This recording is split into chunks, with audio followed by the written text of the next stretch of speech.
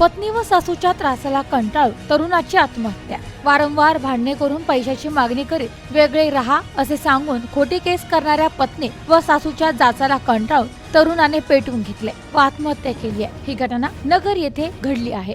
या प्रकरणी MIDC पोलिसांनी पत्नीसह सासू विरुद्ध आत्महत्येस प्रवृत्त केल्याचा गुन्हा दाखल केलाय। सागर सुधाकर निमसे, वय 34, राहणार खारेकरजुने असे मयत तरुणाचे नाव आहे। याबाबत त्याचे वडील सुधाकर तुकाराम निमसे यांनी पोलिसात फिर्याद दिली आहे।